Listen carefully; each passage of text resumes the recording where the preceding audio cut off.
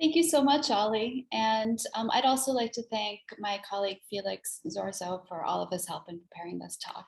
Can't see him, but he's here behind the scenes. Fragonard's Swing is a revered painting in the Wallace collection, and it's one of the most representative works of art of the entire French 18th century. This is a painting that everyone knows, but it's also one, as I said in a recent lecture, that no one ever really looks at. It has been so appropriated into mainstream commercial culture, so kind of circulated, appropriated that we now have an impression of it being a poster. It's totally flattened out, and we tend to think of it as existing without any kind of subtlety or artistic thought. This obviously was only furthered by the fact that the work was languishing under a very thick layer of yellow varnish that we think was approximately 100 years old. So we have now cleaned the painting. We think it is absolutely beautiful. I invite all of you to come and see it in our galleries. And to celebrate the cleaning and restoration of this Rococo icon, we've invited 5 art practitioners and 5 scholars to participate in this series of virtual conversations inspired by its key themes: pink, identity, fashion, play, and the libertine. Tonight, we have the second of this series on the theme of identity.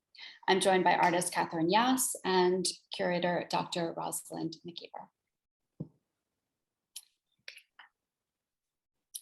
Turner Prize nominee Catherine Yass creates photographs and films that explore the relationship between physical and psychological spaces, namely how environments are constructed and experienced by their inhabitants through an emphasis on temporal duration.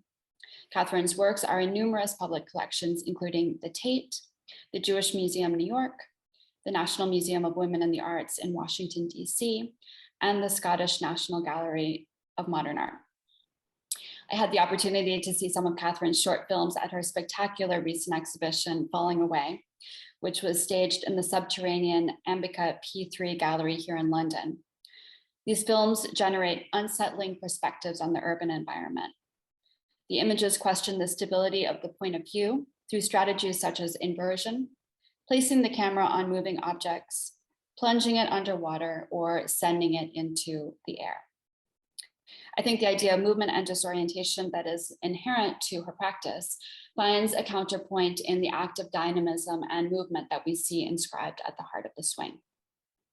Catherine also makes photographs. We're showing one here that we will explain in due course.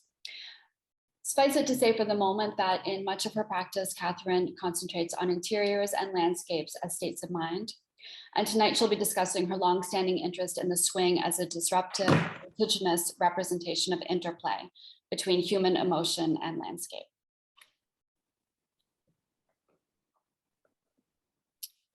I'm trying to advance my, here we go. So our second guest tonight is Dr. Rosalind McKeever, who is the co-curator of Fashioning Masculinities, the Art of Menswear, which opens in March 2022 at the Victoria and Albert Museum. So that's basically tomorrow in museum terms. So we're extremely lucky that Rosalind is taking the time to be with us tonight. A curator and art historian specializing in modern Europe, especially Italy, Rosalind has a particular interest in fashion and time in art. She's worked at the National Gallery London, the Metropolitan Museum of Art New York, and leads museums and galleries, and she's also taught at the University of Sussex. She received her PhD from Kingston University in 2012. Her exhibition looks at masculine attire and appearance from 3 perspectives: the underdressed, the overdressed, which is where she situates the Rococo, and the redressed. Today, she's here to talk about her research and how it relates to the swing. So welcome, Catherine and Rosalind.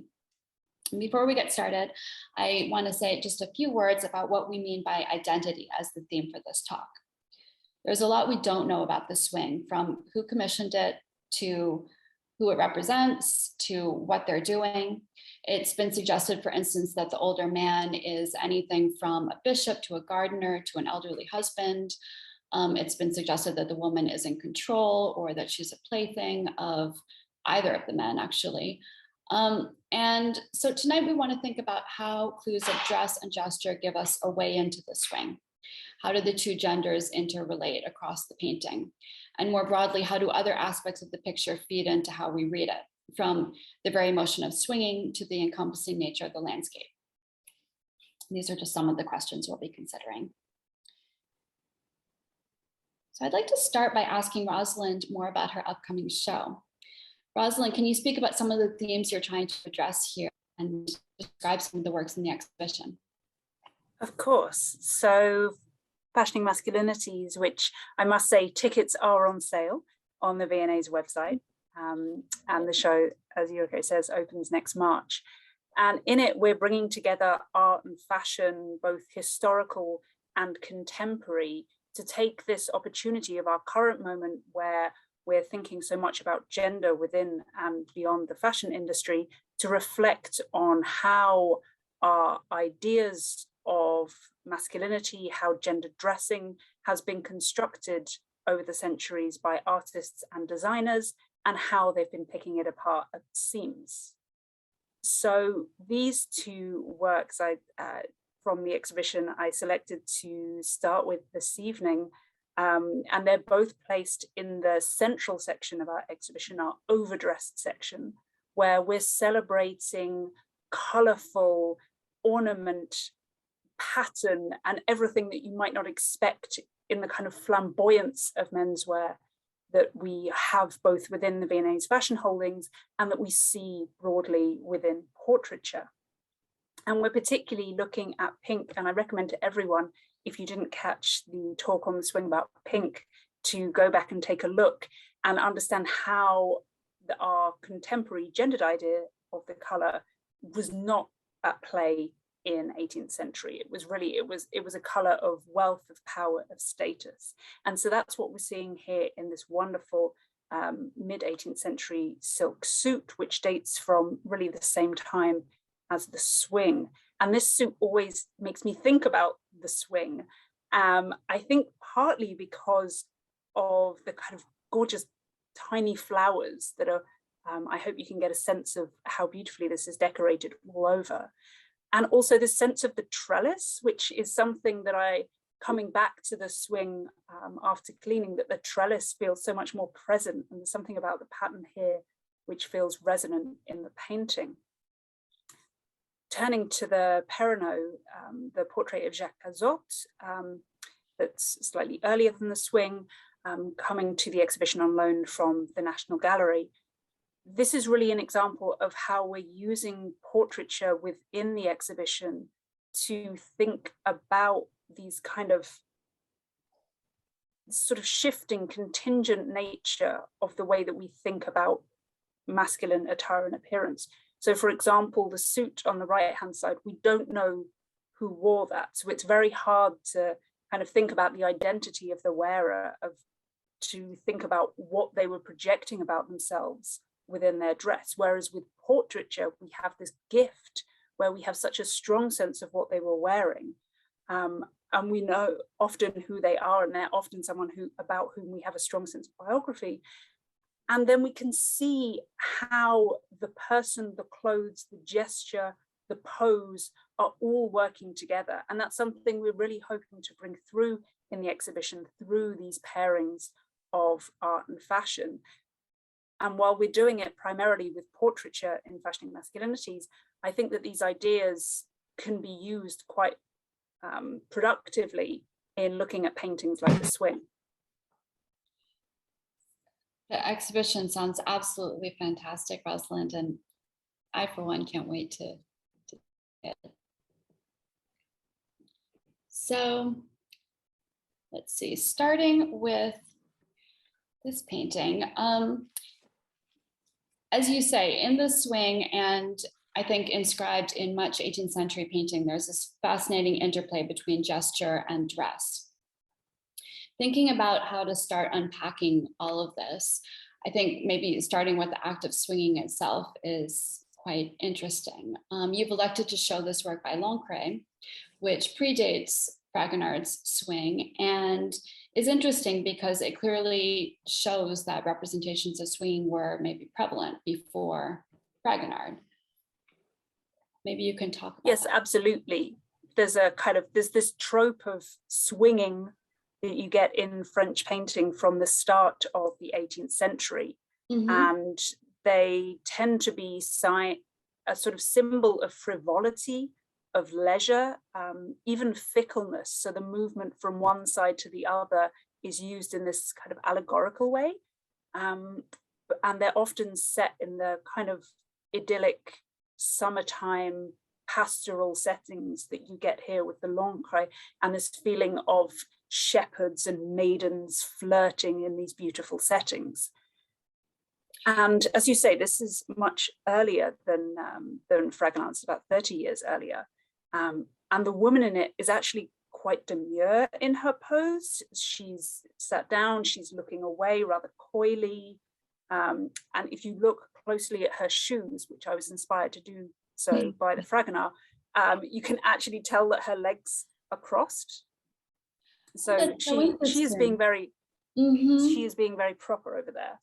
And then he has this rope where it feels like very gingerly he's sort of pulling her over, reeling her in towards him. But I have to be completely honest and say that is not how I interpreted the painting when I first looked at it.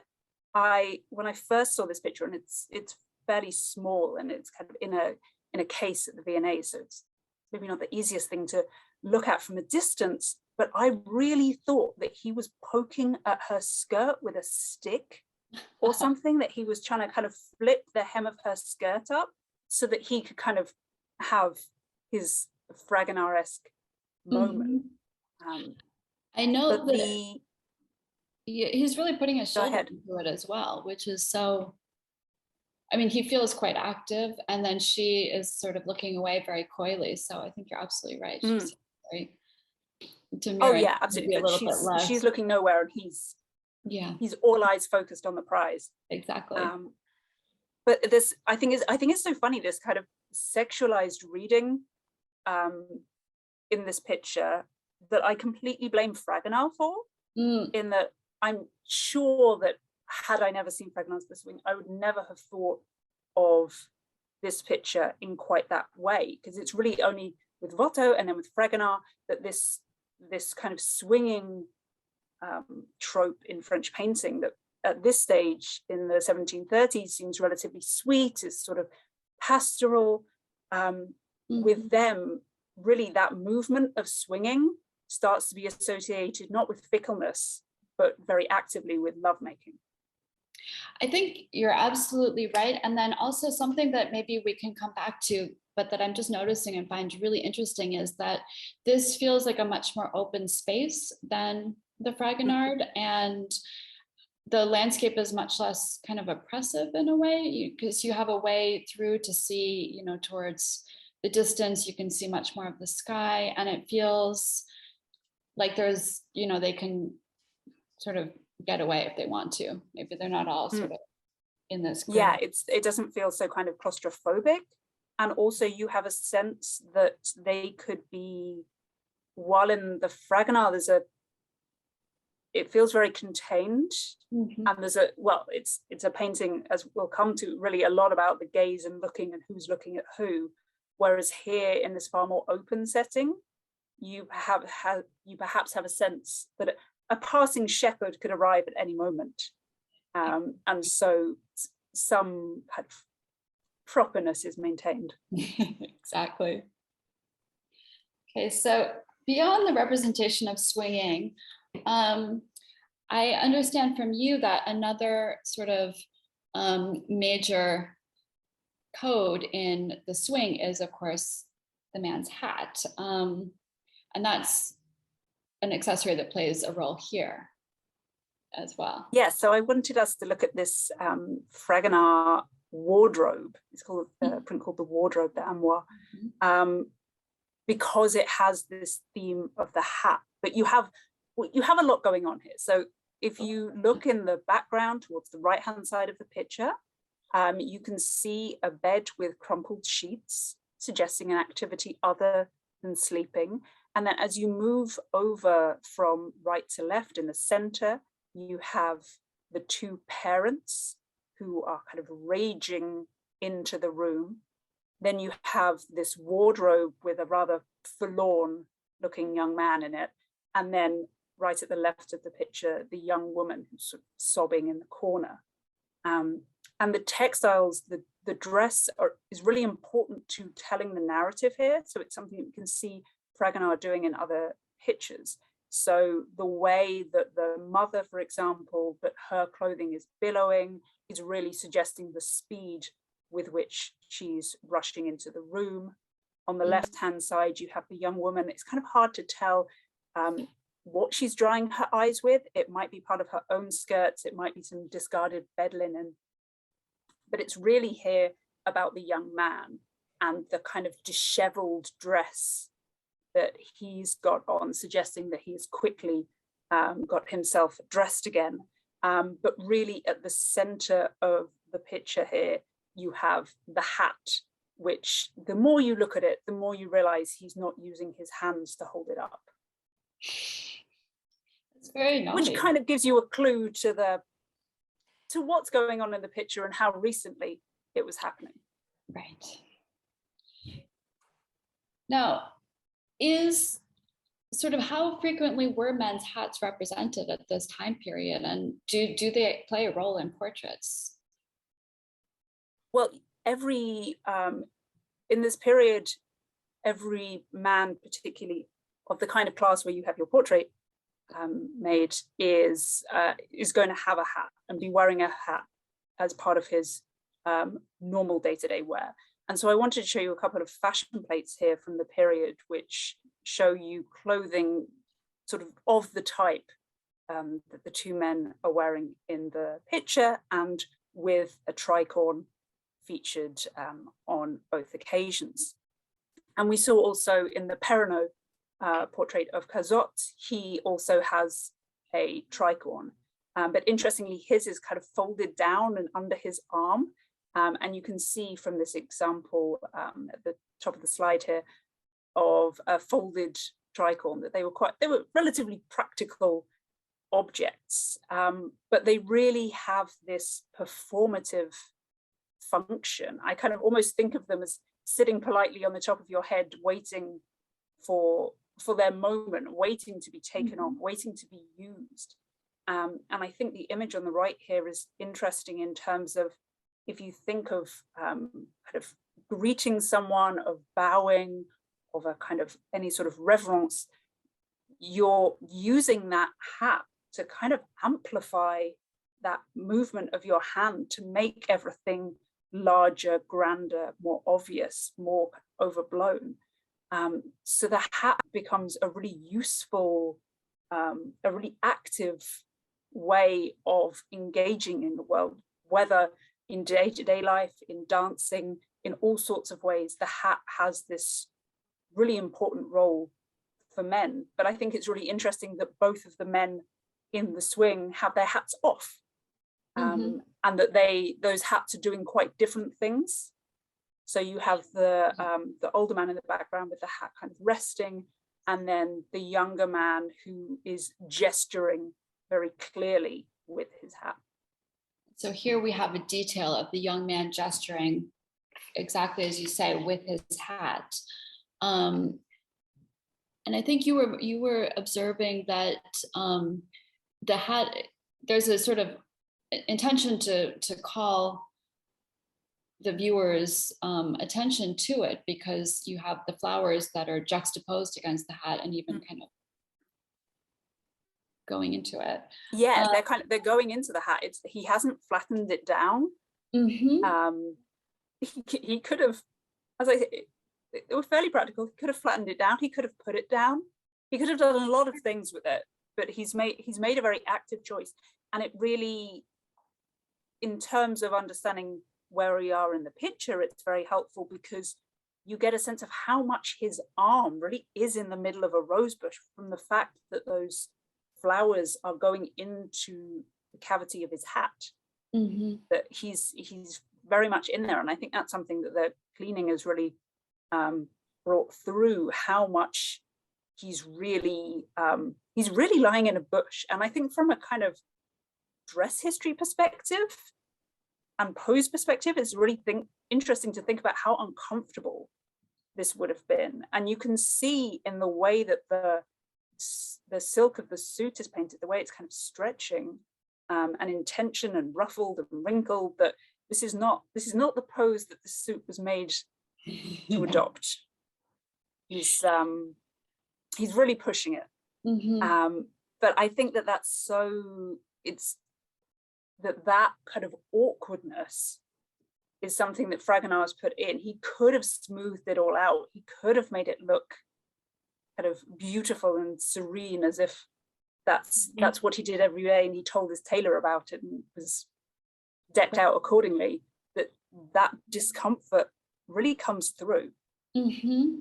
That is, but I think, yeah, but the kind of obvious connection here with the pose that he's adopting is, of course, the Michelangelo. And it really, this comparison made me think about the way that the image of God in this picture is very pink, has a lot of drapery in a way that connected to the woman in the Fragonard more. I kind of thought of this connection in terms of the man, but as soon as I looked at it again, I realized that it was, I think, more overt than I'd ever really understood before. And I think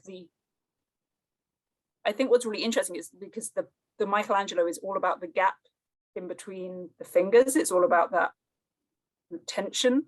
And then you get that reimagined by Fragonard with the kind of sexual tension that he takes this kind of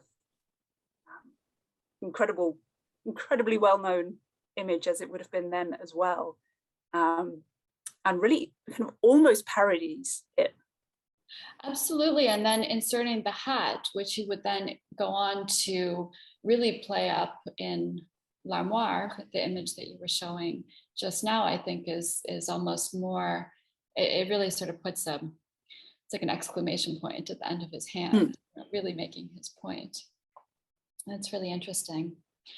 And I also think just the sort of use of one painting, that he would have had the opportunity to see when he was in Rome, of course, the Sistine Chapel, and kind of turning that narrative on its head, I think is also quite sort of powerful in a way. I know it's something that Catherine, you were mentioning that you were very interested in. I think, in a way, he's being quite cheeky and, yeah, as you say, irreverent, and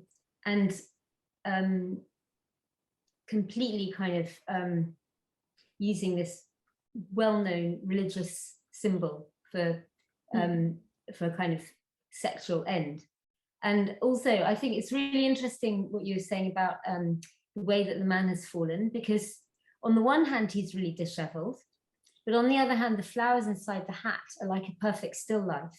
So there's these real contradictions of kind of moments of awkwardness and kind of difficulty, and then these kind of absolute sort of almost saccharine sweetness. And this juxtaposition is just so disconcerting in a way.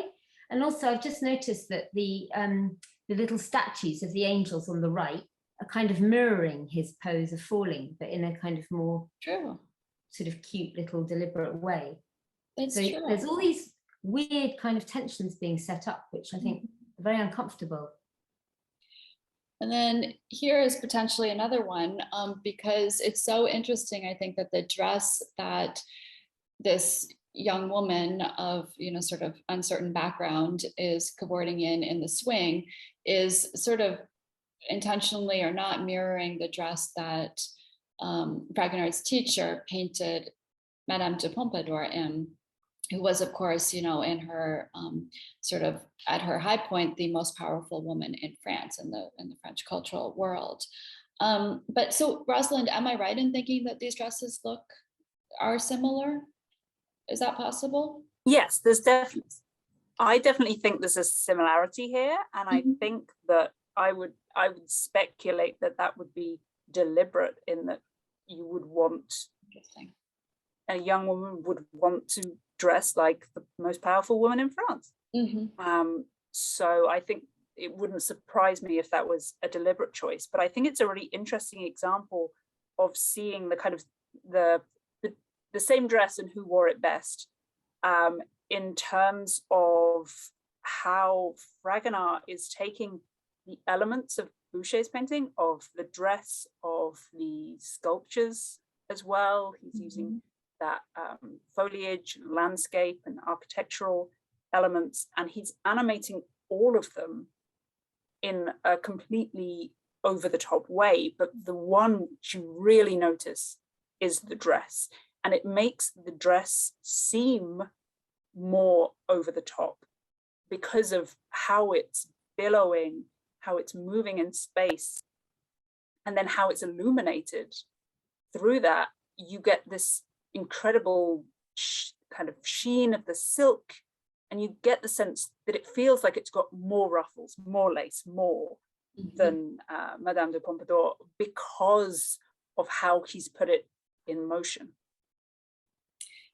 Absolutely. And then there's also, I think, a sort of parallel with there are two little dogs, one in each painting. The little dog in the swing is down here for those who haven't gotten a chance to see it post cleaning, because I think the dog is much more visible now. Is that meant to be a juxtaposition, do you think? Or, is there sort of a parallel to be drawn there? I think there's a really, I think that one thing that Fragonard does is that he sort of says what's being said very implicitly and quietly and subtly in the Boucher painting. He's saying actually this is what it's all about, really, and he laying it all open. And in the with Madame de Pompadour, her dog is very kind of obediently sitting with her like a faithful dog should be, and there's a symbol of fertility above her head, and so it's all about womanliness and faithfulness and all the things a woman is supposed to be. And then Fragonard's kind of blown it all apart, and there's this poor little dog at the bottom who's got left behind off the swing, looking at his mistress in absolute despair, and her shoes are not on her feet, and it's all kind of, yeah, suddenly there's like a wind blowing through the whole thing. Now, continuing with the focus on the woman's pink dress, these are some fashion plates that Rosalind has shared, which are pretty much contemporary with the swing. So does that kind of tell us that, I guess as you were saying, that young women were kind of modeling themselves on Madame de Pompadour, and this idea of her being so powerful, that by wearing a dress similar to what she was wearing, they could attain a similar status maybe. But I guess there's also an issue of cost, because does this type of fabric and this type of color become suddenly more prevalent at a certain point and accessible? Well, you get they're definitely, silk is expensive, as is pink dye, as in most vibrant dyes would have been imported to France. And particularly pink, you're talking about cochineal, Brazilian there, dyes which are coming from South America. So they're coming a long way, and they're very expensive when these fabrics are being produced. But absolutely, as you say, these are status symbols. This is much in the same way as our contemporary fashion industry. You have the high fashion and then emulations of it. And I think that these fashion plates show how much people were interested in emulating this look, even within within the aristocracy, that you would follow the lead of the court. And I think it's great here to see the picture, the fashion plate on the right hand side, where you get a little bit of titillation with your high fashion, in that this, while it's a fashion plate, it's also has a narrative within it. It even has a title. It's called, rather euphemistically, Relaxations in the Bois de Boulogne, an area of Paris which was associated with sex work. As you won't be surprised to see, if you look more closely at what's happening in this picture, as you have a woman wearing a dress similar to the dress on the left, kind of a slightly simpler version of what we see in the swing and with Madame de Pompadour. And he is wearing kind of vaguely comparable clothes in different colors to the ones that we're seeing in the swing, but the composition is, and the power dynamic in that composition is completely different from what we're seeing in the swing. So she is the one kind of seated, almost reclining, and is looking up at him. So ostensibly she's in the more passive position, but really she's being quite brazen in exposing her breasts and her ankles to him, while he rather coyly is kind of behind his fan, sort of looking down at her, but not quite looking down at her. So it's, to me, a kind of strange gender dynamic within this picture, which is really quite different to what we see in the swing, even if the clothes are comparable. Okay, that's quite interesting. The other thing that is kind of striking, and actually it comes up in the slide that we just showed, the two hats were different between those two young women.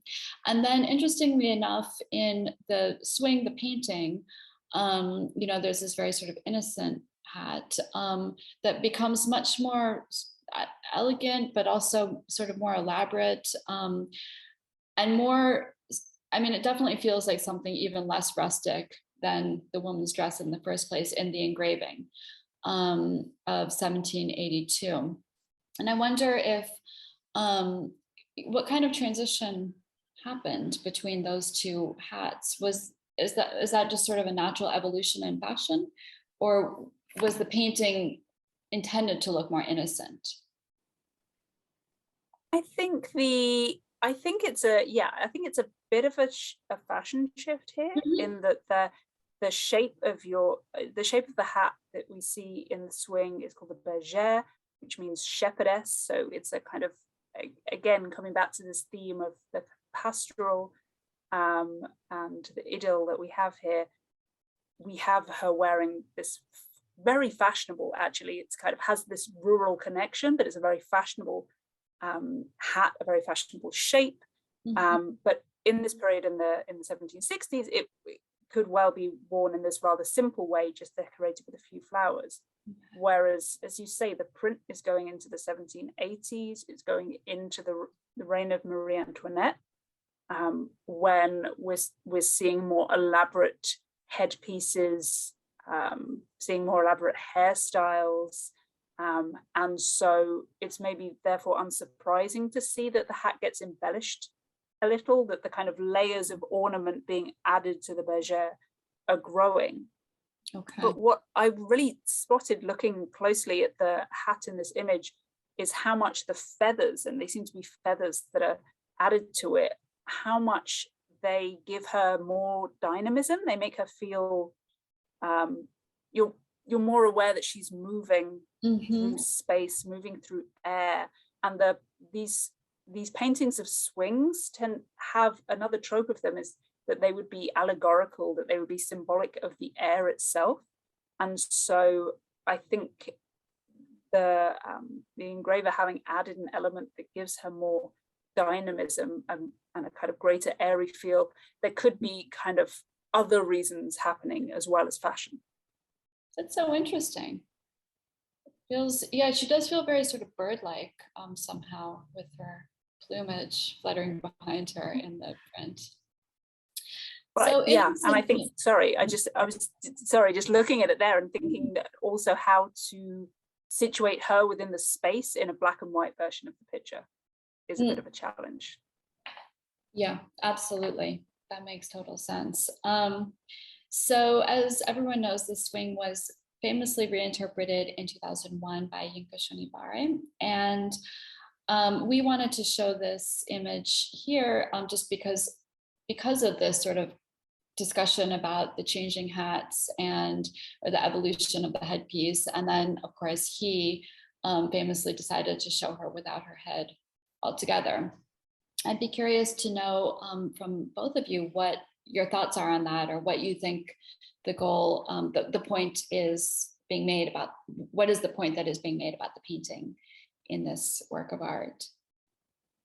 Catherine, did you have any? Well, I suppose my understanding of it is that the aristocracy are kind of running around like headless chickens, kind of leading these hedonistic, completely thoughtless lives. But also it's a precursor to the fact they're going to all be chopped off by the guillotine. I suppose it's about that. It's sort of presaging the revolution that she's swinging towards, if you will. And that they're losing their heads in more ways than one. But I think what's interesting is that Shinobari's taken out the men. So it's taken out the people who are looking at her, but by removing her head, he's also taken away her opportunity to return our gaze.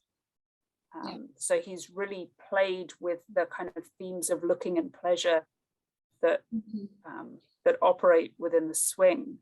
But then, as I completely agree, it's about the French Revolution. But the other point, certainly working on a fashion exhibition, I've learned that mannequin heads, unless you completely abstract them, give you some sense of features. And because Shinobari is interested in making us rethink the identity of this woman, or focus on that taking away any features is a way to help us have that kind of imagination of who she might be. Also, I mean, she's wearing African fabrics, I think. And I mean, that is what he often does. So I'm not sure his reasons for doing it particularly in this case, but if I take this as an isolated case, and if I didn't know that he always did that, it would make me think about that it was a white woman wearing an African fabric, and what the relationship was with the aristocracy to the slave trade. And I don't know where those expensive silks and dyes came from. But if she is a courtesan as well, then what's her relationship to slavery or to her own kind of freedom as well? I think I don't know if that's what he was intending, but it's what kind of occurs to me. So thinking about the act of swinging again, I think it's interesting to show this juxtaposition of Rosalind's Lancret with the swing, because the one again is so static and the other so full of motion. And just, Catherine, I'm interested in how you read the trope of swinging, given your interest in the idea of the body in motion and movement in general. Well, I mean, for sure, the Fragonard painting is far more full of movement than the Lancret on the left. But it's, on the one hand, it's really full of movement, but it's kind of also like a snapshot of a movement caught and then stilled. And it's sort of capturing these people in motion, but it's of the woman, it's not from her point of view. You don't get a sense of her feeling, well, maybe you do, but I think it's much more about us looking at her motion than her than what it would feel like to be on a swing. But I think he is conveying that as well, actually. But I do feel like there's this sort of little moment that's been absolutely caught, and it seems to be at the apex of the swing. It seems to be like you don't quite know if she's going up or down. I think that's quite interesting. It's caught at the top there. I'm showing here a still from your piece High Wire, which of course was just on display in your show Falling Away. And I thought it would be interesting to read a quote that a quote by you that one of the curators of the show, Davide Deru, included in his essay, which is, "I remember climbing up the roof of where I lived as a child and sitting astride it. The transition from feeling exhilarating omnipotence up there above everything to the absolute terror of falling was momentary but intense. It was like sitting on the line between death and survival. At that moment, I felt completely alert and present to the world. So for me, as I read this, I feel that you're speaking not just about the act of motion, but also the moment before the fall. And, hearing you speak about the swing as this kind of snapshot, this motion stilled, that also kind of makes me think of that. Is that right? Is that how you see the painting? I think that I chose to go up onto that roof and sit there for whatever reason, and it was this amazing feeling of sort of being above everything. But I did it at dawn when nobody was watching, and I did it for my own, because I wanted to see what things looked like from up there. Really, it was more to do with that, and it was definitely to avoid people's gazes, I would say. Otherwise, I would have gone in the middle of the day. So, so my motives were probably very different in a way. And also, I think that if I had fallen, probably no one would particularly have noticed. And it was my responsibility or my affair if I fell. But with the woman, I feel like if she falls, there's all the metaphors about a fallen woman and about falling from favor. Mm-hmm. And there is that rope, which is rather worn, that she's holding. I was looking in the etching that you were showing, or the black and white image, whether the rope was worn in that. And I don't think it was. I think it's only in Fragonard's painting. So I think that's really, there's this real hint of danger there. And that, in a way, that sense that the fall is coming, I think is very present in the painting. Mm-hmm. Another thing that I find very compelling about this piece is that you, so it's actually multiple films and from different perspectives. So there's this sort of, omnipotent narrator who's looking at this man walking, but there's also this terrifying, I don't know how you did it, but it definitely, made me dizzy, this camera shot of the view of this man, Didier Masquet, as he was sort of looking out into the void. And, I find that fascinating because and your film is sort of always on a loop, so it's never finished. It's the walk is kind of always starting again. Ultimately, I think he had to walk back because there was too much wind to complete the walk. So it's this kind of constant, unfinished, failed walk. And that makes me think of the film, Vertigo, because it both represents this idea of dislocation in this extreme way. I think what you term falling away from yourself. But it also depicts time that's always doubling back on itself. And, I wonder if there's something there in relation to the swing, that you have these three individuals who are kind of locked in this moment of stilled motion, of this, sort of endless snapshot, in a moment that, she's kind of swinging vertiginously. We don't know if she's going to fall or if she's going to return to the older gentleman. So I would say that actually feels kind of quite ominous in and of itself. Yes, I think, firstly, as you're speaking, when you're talking about snapshots, I'm suddenly realizing, seeing it larger on the screen, that it was, I don't know how much of this would have been a backdrop in a studio's. Mm-hmm. It really feels like it's a kind of a snapshot that's very carefully arranged behind there. But also that relationship, that sort of looping. As I remember it, the second time that the woman goes up the staircase, up the tower, there's a winding staircase that's a spiral. And I think Scotty's chasing her up there. So he's kind of forcing her up. Mm-hmm. And then when she falls, he can't stop, he can't rescue her. And it's almost like in Fragonard's painting, the woman's been set up on this swing. I don't know how much, we don't know how much it's her manipulation of the situation or not, but in a way, she's been set up on this swing. And if she did fall, the man isn't exactly in a position to save her because he's already fallen over himself. So it's almost like in both cases, the woman's been sort of sent up on a great height and there's nobody there to save her whatsoever. And even if the woman in the swing has chosen to go on that swing, she's acting within a whole kind of politics and dynamic of what would have been expected of her. So even if we think that she has agency in this painting, it's within that framework which already exists. Mm-hmm. And then we also have this kind of silent watcher in the painting, Menacing Cupid, which is a direct citation of a famous statue by Falconet.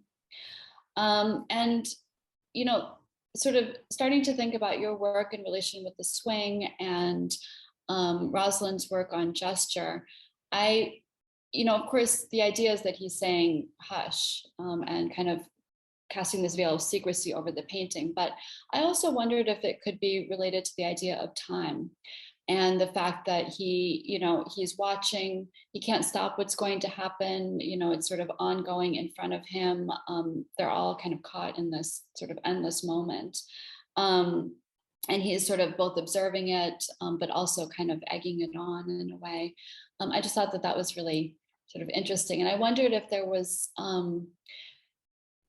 I'd just be interested to hear, Rosalind, your thoughts on what the gesture means in the painting, and maybe if this statue is used in other paintings that you're aware of, and how the gesture might have been interpreted there.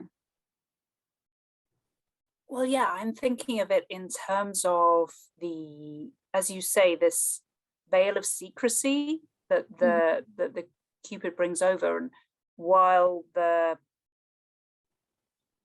with Cupid you'd kind of expect, often Cupids are quite active, often Cupids are very cheeky, often they are whispering things into people's ears, that this kind of act of silence, especially when it feels to me like the Cupid is telling the woman in the picture to not say anything about the man that's at her feet. That's how it kind of, the logic of the gazes sort of reads to me, because he's really, the Cupid is looking right at her, and they're kind of on the same at the same sort of height. So that's that seems to be his role. And that's the menacingness, is the secrecy, I would say, rather than it sort of feels like a quite a rather worrying title to find on a work, but I'm not sure it was quite thought of in that way then. But I do think that it's as you say, interesting in terms of time, in encouraging her not to do something in the future while being static, and not having any agency within the picture, having this one role. I think we'll have to sort of pass over this quickly, but I did want to just point out that, of course, Fragonard went on to do 10 years later another very famous painting in which the idea of time is fundamental. It's called The Lock, and it shows this kind of moment of struggle. We don't know if it's sort of before or after the fall, if I can use that term, but they're sort of struggling to, he's struggling to lock the door and she maybe to stop him, and it's I think actually a quite upsetting painting personally, but and I'd love to hear your thoughts on it, but I think maybe we should pass directly to Catherine. So you were going to talk about the process of how artists go about creating a sense of movement in a static image. Well, I was just interested in what Fragonard was doing with perspective, and thinking about how since the Renaissance, artists had been, like, one of their main aims was to make a convincing spatial illusion, and that was usually with the idea that there would be a kind of centered subject who was very kind of stable, to kind of make this make this sort of convincing perspectival space. And you have someone like Dürer constructing these kind of instruments, which with grids and frames, in order to kind of get the accuracy of the space. And I just was thinking about how Fragonard would have been absolutely well trained in that, but then he seems to break a lot of the rules. And well, with the next slide that we're going to look at, you can see the Holbein's ambassadors.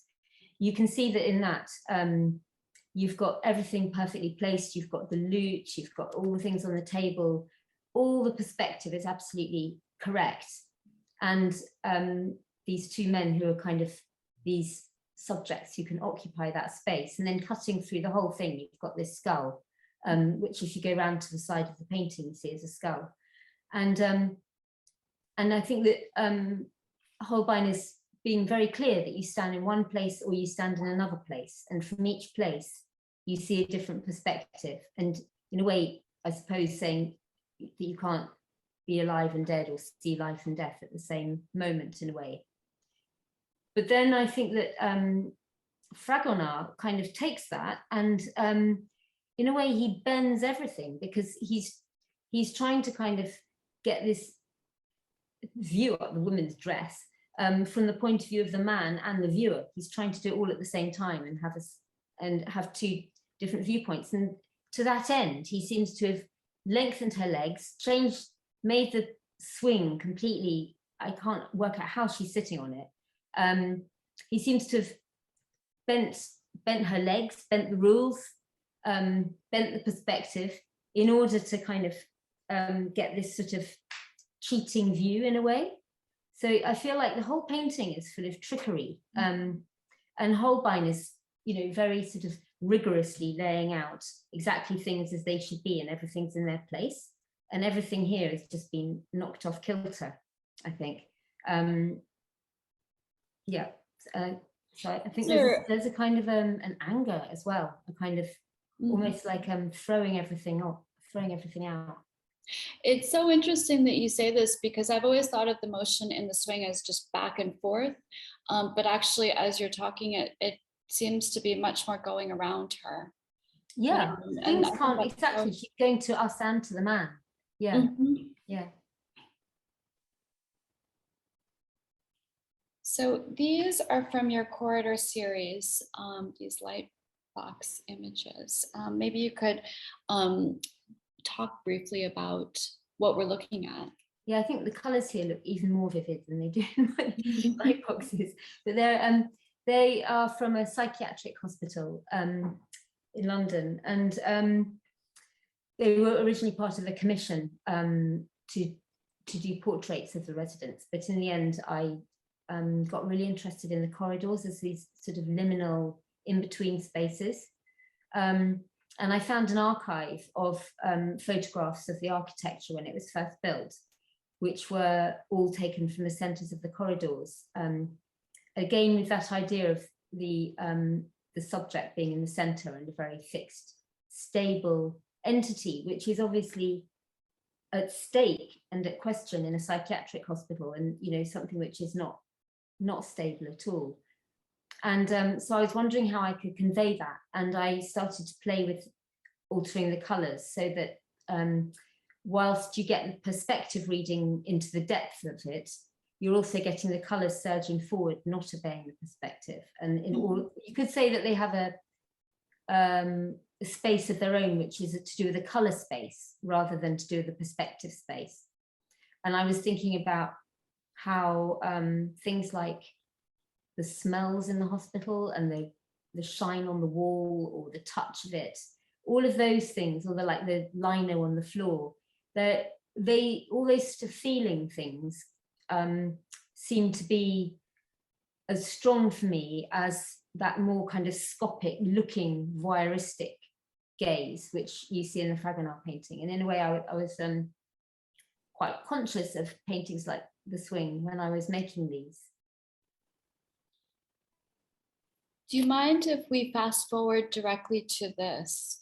Because I'm just very excited to hear you talk sure, about this. sure. Yeah. So, well, as soon as you told me that, or as soon as you invited me to do this talk, and I heard about the restoration, I was very excited about the possibility of photographing and filming it.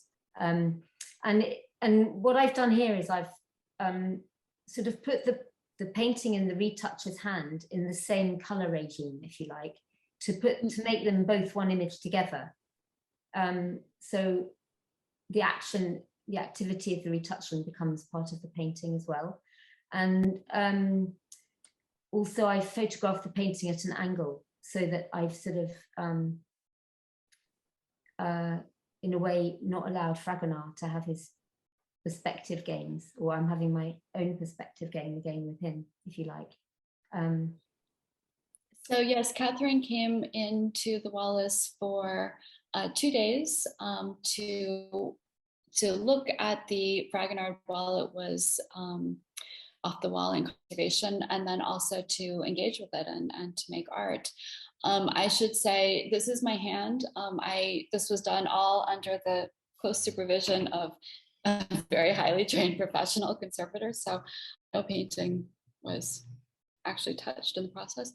But it was a wonderful experience, I think, for all of us, because getting to engage with the painting through your eyes, I think really I started looking at it in a different way. And yeah, it was really fantastic.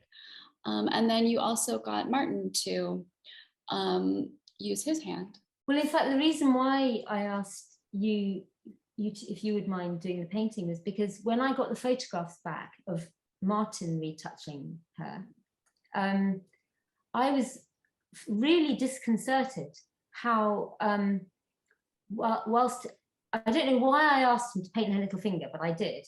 So he was kind of he was sort of like at that moment kind of mocking up what he would have done, I suppose.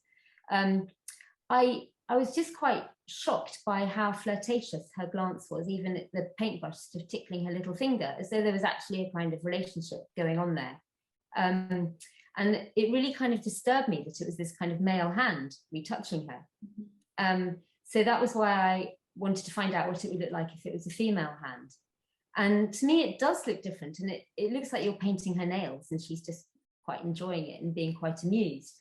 And then I think that probably says as much about the way that I'm interpreting it, as much as, but there's also a kind of different, you could say that the meaning of the painting changes in some way as well, according to the gender of the hand retouching it. I suppose that's also what the viewer kind of brings to it as well. I agree with you that she's looking much more sort of amused in my direction, and maybe a bit more saucy in Martin's direction. Yeah, it's odd. I'm going to, I think we'll end on your final works that you made in relation to the swing. Maybe we have time for one question. So these are also works that you made during those 2 days that you spent at the Wallace. These are just very quick crops from the images I made, because they're so recent. I normally would have a bit more time to kind of digest them. Kind of you to give us they're just like, I'm trying to show you in a way that the painting is made of a canvas and a texture, and it has light on it, and there's an edge of the frame. And in a way, I suppose, rather than only us going into its frame, I suppose it's coming in, we're seeing it as part of our frame of reference as well, I suppose. I was thinking along those lines. It's wonderful also the sort of focus, I think, reminds you that the landscape is, there and really beautifully painted, and the way in which you sort of bring out the texture, I think, is also, I love the way that you're engaging with the landscape as another almost person in the image. Okay, well, I think I'm going to pull up our questions. I think we have time for one. So I have a question from Christine, which is, with the long crease swing, does the clothing of the man tell us anything? I thought the angle of his head gave him a hesitant, even servile look, which made me wonder if he was a servant. Unlikely, I guess, given the subject matter, could he be gingerly reeling her in? I will try to go back to the, Let's go back to the image. yep. But I definitely agree. It's whatever's happening is happening gingerly. Mm. I would say from his coat looks quite relatively robust, but then he's got lovely ties on his knee breeches. So and lovely kind of lace and things and ruffles at his cuffs, which suggests that he's not a servant, even if I'm suddenly noticing now his collar is undone. He's another one of our forlorn, disheveled, recently redressed young men, perhaps. And so yes, I think it's kind of hard to tell his status because the indicators are going in slightly different directions, but maybe the way that he's wearing up his clothes suggests that he has something in mind for this young lady. We have one final question that I'd like to pose to Catherine, which is, I think the way the ropes attach to the seat of the swing unnerves me. I think she'll twist around as well as go up and down. Vertigo inducing, dangerous, not decorous swinging. And I guess it's sort of a question for Catherine's thoughts. Do you think that her swing is twisting? Yes, I do. I think that's the thing about the perspective. Like, he's trying to allow her to go towards the man and to us. And actually, if he swung like that, you'd start going around in circles. I think there's something really odd going on about it because the ropes aren't parallel at all. That's absolutely true. It's fascinating. It's a painting that just, I think that all of this just goes to show the extent to which this painting really kind of merits close looking and gives sort of endlessly back to the viewer. You might not always like what you get, and that's okay, but I think as long as you keep looking, it's just, sort of nonstop conversation. Thank you both so much. This has been such a pleasure and just really wonderful to hear about both of your ongoing work and to hear your thoughts about this painting. It's been a joy. Very much looking forward to your exhibition, Rosalind, and very much looking forward to seeing what you end up doing with the work on this pattern. Thank you so much. And please join us for our next talk on the 29th, which will be on the subject of fashion. Good night.